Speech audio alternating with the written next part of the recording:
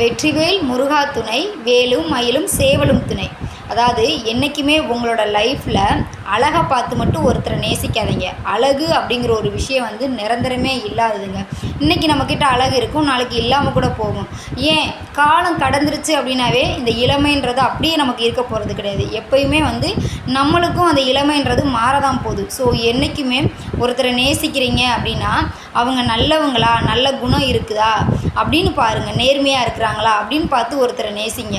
வசதி வாய்ப்பு இருக்கா, பணம் இருக்கா, நல்ல வேலையில் இருக்காங்களா அப்படின்னு பார்த்து நம்ம ஒருத்தரை நேசிக்கிறோம்னா அதெல்லாம் வந்து நிரந்தரமே இல்லாத விஷயம். ஸோ இன்னும் சொல்லப்போனால் இதெல்லாம் வந்து என்றைக்கு வேணாலும் நம்ம சம்பாரிச்சுக்கலாம்.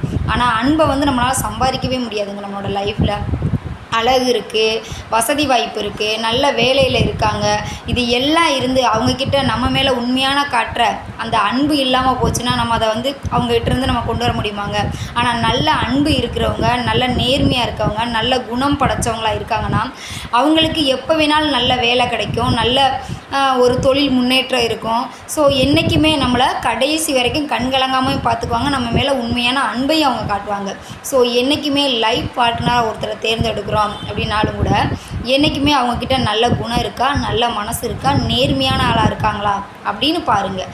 அதுதான் நம்மளோட வாழ்க்கைக்கு கடைசி வரைக்கும் வரப்போகிறது. அன்பு ஒன்று தாங்க. பணம் இருக்கா, வசதி வாய்ப்பு இருக்கான்னு பார்த்து அதெல்லாம் நம்ம கூட கடைசி வரைக்கும் வரப்போகிறது கிடையாது.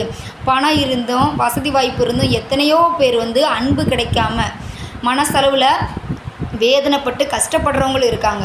ஸோ என்றைக்கு வேணாலும் பணத்தை சம்பாதிச்சுக்கலாம், வசதி வாய்ப்பை நமக்கு உண்டு பண்ணிக்கலாம். ஆனால் அன்பை வந்து நம்ம சம்பாதிக்க முடியாது. நேர்மையானவங்கள்ட்டையும் உண்மையாக இருக்கவங்கக்கிட்டேயும் தான் அந்த அன்புங்கிறது நம்மளுக்கு திரும்ப கிடைக்கும்.